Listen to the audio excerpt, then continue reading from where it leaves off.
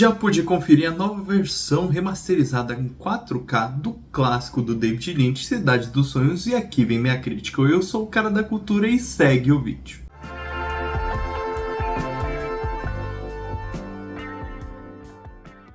Cidade dos Sonhos, ou Mulholland Drive para os mais íntimos, conta a história de Betty, uma garota que aparentemente quer crescer na vida e se tornar uma estrela de Hollywood.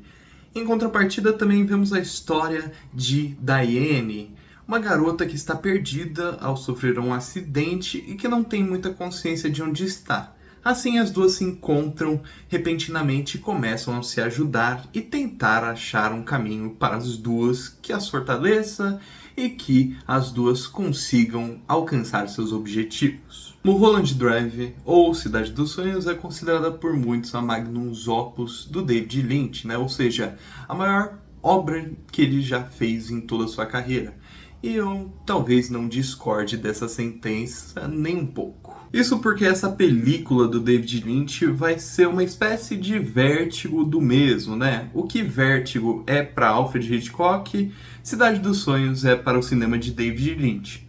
Muito porque aqui, em Mulholland Drive, David Lynch vai contar o que ele acha sobre cinema, qual é a sua ideia de cinema e o que ele acha que esse formato cinematográfico consegue contar em relação a histórias, sonhos, etc. Todos os temas do próprio Lynch estão condensados nessa obra. A jornada de Diane e Beth, inicialmente, tem toda uma questão na direção e na fotografia que revela justamente esse mundo do sonhar. Nada ali parece ser ou estar de conforme com uma fotografia extremamente realista ou algo do tipo. Elas parecem justamente estar vivendo num reino onírico, né, dos sonhos. A fotografia da obra já revela certos ares desse sonhar, né, esse sonhar acordado até mesmo.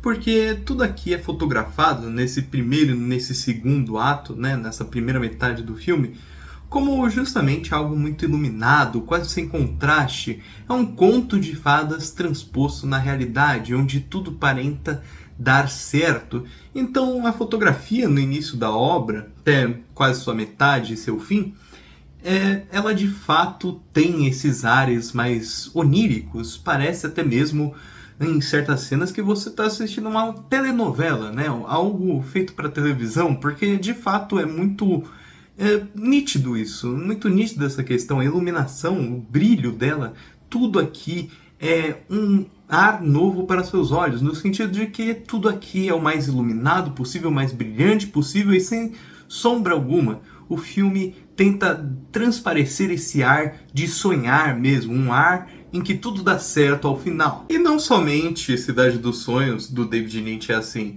Praticamente todos os seus filmes ou obras, como Twin Peaks, Coração Selvagem e Veludo Azul, têm isso em seu ar, essa fotografia, onde tudo é o mais nítido possível, o mais claro, mas aqui em Cidade dos Sonhos isso é ainda mais evidente.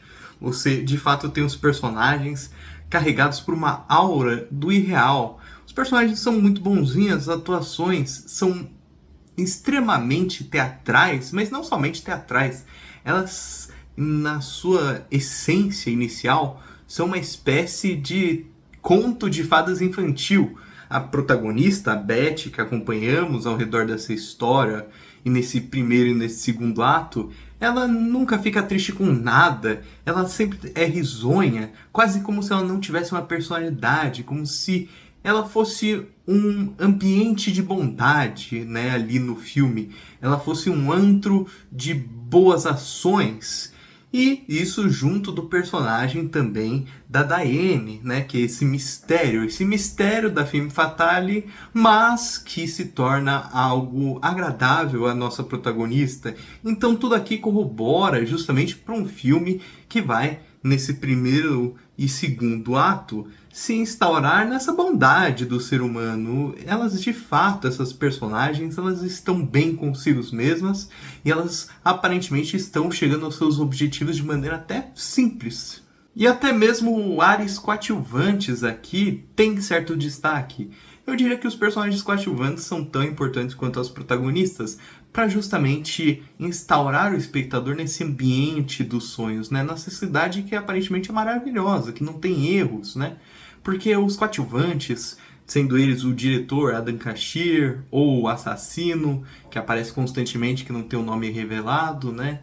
Tem a Camila Rhodes. Esses todos os personagens estão entremeados em mistério, mas não necessariamente são mostrados como vilões ou coisa do tipo. Eles, de fato, são uma figura antagônica, mas não maléficos, não têm atos deploráveis.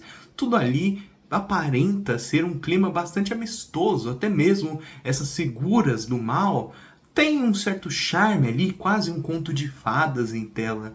Então você assiste as protagonistas contra essas forças, né, que ocorrem contra elas, né, ao decorrer dessa história, mas você não sente que de fato é um mal instaurado, mas sim de fato só um ponto antagônico, o que se revela muito mais que só isso. E nisso você, como público e espectador, vai percebendo que há algo de errado. Tudo que aparenta beleza em Cidade dos Sonhos, no seu primeiro e no segundo ato, tanto pela direção do David Lynch, que consegue criar esse ato onírico, né? Porque diversas cenas, através da montagem, são colocadas que aparentemente não fazem sentido. E, né, justamente com a direção do David Lynch, que é muito ousada ao colocar essas cenas, você acaba por ficar se perguntando, nossa, mas onde a história está indo necessariamente? Aonde vai chegar um ponto em que tudo isso vai ser explicado? E não necessariamente é. E também é, de certa forma, é um filme que ele trabalha justamente nesses atos iniciais uma figura de especulação. O que vai acontecer nessa história e por que todos se tratam tão bem? Por que esse lugar é quase mágico, né? Apesar de estar ambientado em Los Angeles, Hollywood, que é um terreno que todos sabem que hoje em dia, e naquela época também, é muito agressivo, né? Justamente essa indústria que toma conta do individual, né? Por que esse ambiente está sendo retratado de uma forma tão bela assim? E é aí que Lynch nos presenteia com o seu terceiro e último ato. Essa história aparentemente não é o que é. Acompanhamos aqui um suposto lugar imaginado. Toda a história aparentemente foi imaginada do ponto de vista da protagonista, que nem ao menos na vida real se chama Beth. Ela tem outro nome, o nome de Diane, porque ela, sim, é essa garota perdida. Ela está perdida em seus meandros, em sua vida, ao não ter o amor de sua vida correspondido. No caso, Camila Rhodes, que no seu sonho tem o nome de Diane, né? Essa personagem que no seu sonho era uma pessoa que ela estava tentando ajudar, na verdade sempre tinha nome na vida real de Camila Rhodes. E claro, isso não é exato, isso é o meu ponto de vista sobre a obra, só deixando claro, porque Mulholland Drive, Cidade dos Sonhos e David Lynch não são obras, né, o diretor, né, o Lynch, não necessariamente quer explicar tudo o que acontece em todas as suas obras, na verdade ele não quer explicar nada, ele deixa isso para o espectador.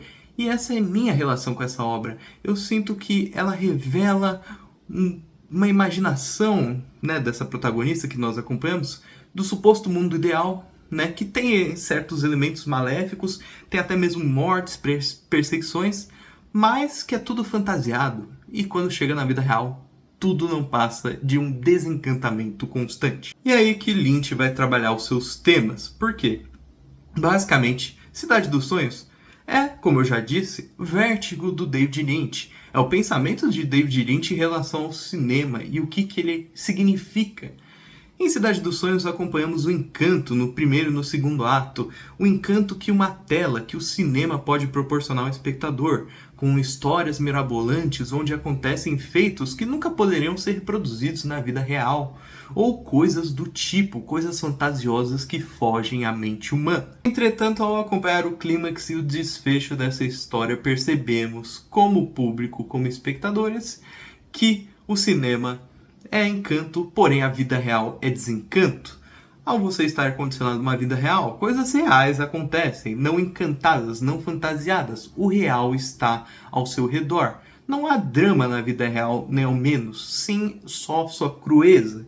Então acompanhamos agora o ponto de vista da protagonista, anteriormente conhecida como Betty e agora conhecida como Diane, e toda a sua vida trágica. Ela tinha o amor de Camila, que no sonho é representada por essa figura chamada Diane, o seu nome na vida real, e ela de fato amou essa garota e se tornou apaixonada por ela, uma amante da mesma, porém ela perde essa garota, né? Essa garota, ela vai para outro caminho. Ela quer se tornar uma estrela de Hollywood, ela decide abandonar a nossa protagonista nessa história e ela fica sozinha com poucos trabalhos nessa Hollywood opressora, agora anteriormente mágica. David também mostra na sua ideia de cinema que o cinema é um sonho por si só.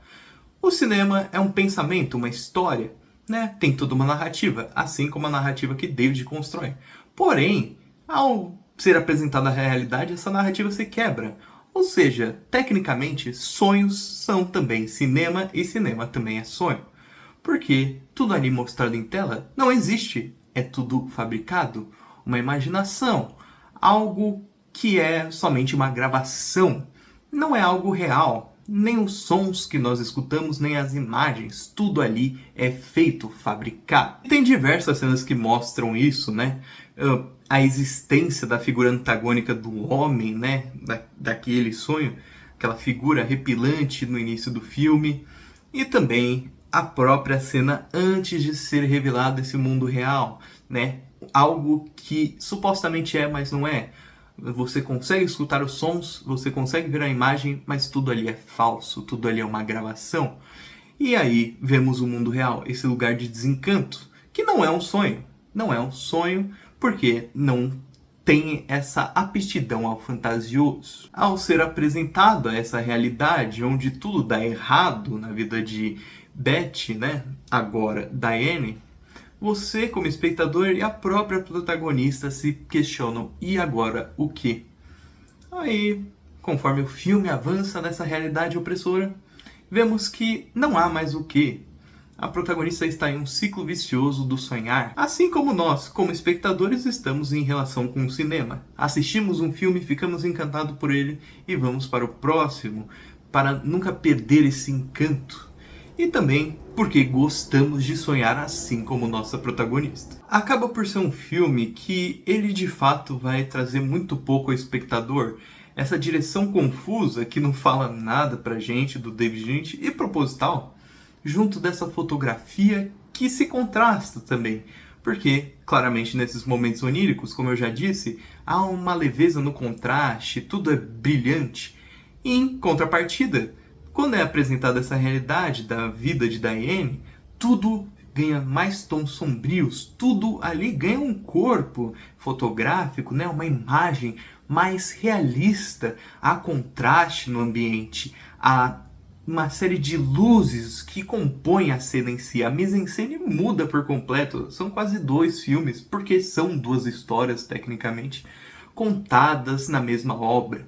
2 histórias que estão na mesma, que é a vida real de Diane, que ela é um desencanto por completo, e a vida onírica, a vida dos sonhos dessa mulher, que é maravilhosa, que é um sonho por si só. Lynch contempla essas ideias tentando fazer o máximo com essa montagem um pouco confusa e um pouco onírica, com esses personagens que mudam constantemente entre o inocente e na vida real, para algo mais dramático e energizado, e também através dessa sua direção que foca no mistério, na falta de explicações. Afinal, o filme também, além de encanto, é sentimento. Somente através do sentimento que se chega ao próprio encanto. E é assim que Lynch constrói essa sua resplendorosa obra. Tudo que acompanhamos, então, nessa maravilhosa obra, acaba por ser um pensamento de Lynch sobre o cinema, sobre a Hollywood e um comentário de como isso pode ser encantador e mágico, quase como algo irreal, essa jornada de um indivíduo para Hollywood, ou pode ser a própria vida real, às vezes te punindo e castigando quando você entra em contato com algo cru como a própria realidade em si. Então, sem mais delongas, eu vou colocar aqui para a Cidade dos Sonhos nota 10 de 10. Eu acho que é um dos filmes que comenta melhor sobre Hollywood, sobre suas políticas, sobre como funciona, todas as suas engenhosidades, mas não somente isso, suas performances, as suas encenações, sua cênica é tão bem disposta em tela. A mise-en-scène atua de uma forma no início da obra até sua metade para ser desconstruída em seu final. E finalmente você entender que cinema é encanto, mas também ao sair do próprio cinema há esse desencanto ao se tocar na realidade. Então acaba por ser uma das obras mais emblemáticas de Hollywood para mim, quase uma espécie de Sunset Boulevard da atualidade, né? Tudo bem, o filme tem mais de 20 anos, mas ainda assim é muito atual e se comunica diretamente com a geração de atores atuais, com a Hollywood atual, entre muitas outras coisas. É um filme que, de fato, tem esse empenho em fazer o choque entre realidade e a realidade observada na tela, os sonhos que são dispostos em cena. Agora, em meus últimos comentários, eu gostaria de dizer que esse vídeo é uma espécie de homenagem ao David Lynch, a essa restauração também que eu já pude se conferir nos cinemas, e dizer que o trabalho de David Lynch, caso você não conheça tanto, é sensacional. Pode assistir todos os filmes, que praticamente todos são maravilhosos. São literalmente um dos meus favoritos filmes, né? Todos. E eu acabo por ter muito apreço por tudo que eu vou falar do David Lynch em si. E eu acho que é perceptível que esse vídeo aqui tem esse tom de homenagem, mas também é uma crítica sólida dessa obra que eu acho que tem muito a ser comentada ainda. Mas e aí, gostou do vídeo? Já assistiu Cidade dos Sonhos? Esse clássico moderno, apesar dessa palavra não estar, essa frase não estar correta, né? Clássico moderno. Mas eu diria que se for haver um clássico dos anos 2000, um dia será provavelmente A Cidade dos Sonhos. Então, compartilhe, comente, se inscreva. E eu acho que é isso. Eu sou o cara da cultura e tchau!